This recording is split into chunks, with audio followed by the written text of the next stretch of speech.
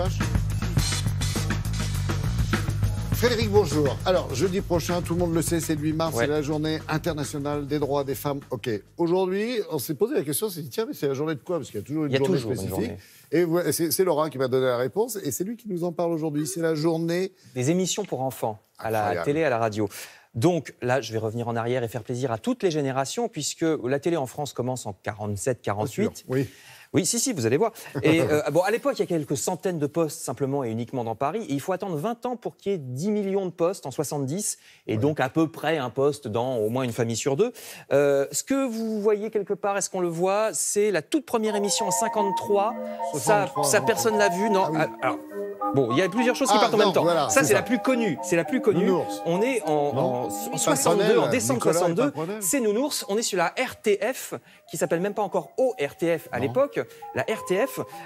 Vous remarquez qu'il y a une fonction à l'époque, toujours, parce que la télé est très sérieuse, il s'agit d'envoyer les enfants au lit. Et il y a une fonction aussi dans cette émission-ci qui s'appelle la poupée claire, la séquence du jeune spectateur. C'est comme la séquence du spectateur qui était l'émission sur le cinéma. Là, elle nous présente les films pour les enfants. Par exemple, le Rintintin, la poupée claire. Là aussi, on est dans les années 60. Et puis, il y a aussi des émissions qui n'ont pas spécialement de fonction. Bon, ça, c'est juste du divertissement. Ça s'appelle Le Manège Enchanté avec Margot, exactement, et le chien Pollux qui avait l'accent anglais. Et ce que vous voyez là, Martin et Martine, c'est ce dont je voulais vous parler en premier, parce que c'est la toute première qui a été diffusée en 53. Donc peu de gens s'en souviennent parce qu'il y avait tellement peu de postes à l'époque. C'était une émission avec des marionnettes, Martin et Martine, donc on se souvient quand même beaucoup plus de Nounours. Alors, vous avez vu qu'il y a souvent des marionnettes, parce que c'était ce qui avait été plus facile à faire à l'époque. Mais j'arrive aux années 70, là on va voir une dame qui va être la superstar des émissions pour enfants pendant 20 ans. Regardez là. Au début, mais non, pas Daniel Gilbert, c'est Dorothée, enfin. Mais je sais. Dorothée, avec aussi une marionnette au début qui s'appelait Blablatus. Bon, ça n'a pas duré très longtemps.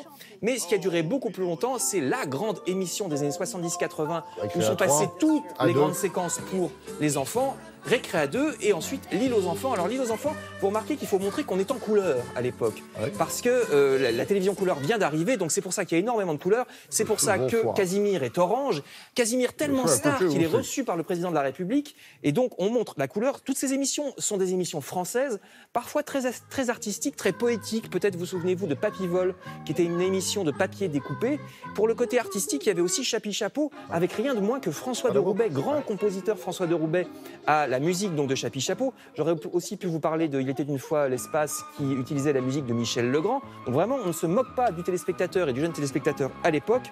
Et même les interludes sont très travaillés. Il y avait ces petites séquences pour faire patienter les interludes. Alors ici, c'est le logo de Antenne 2 avec le A et le 2 qui font des facéties entre deux émissions. Il y avait aussi sur FR3 une petite chenille dont j'ai appris qu'elle s'appelait Balthazar, une chenille rouge, qui faisait aussi des petites idioties entre deux émissions. Moi, j'ai pas vu ça.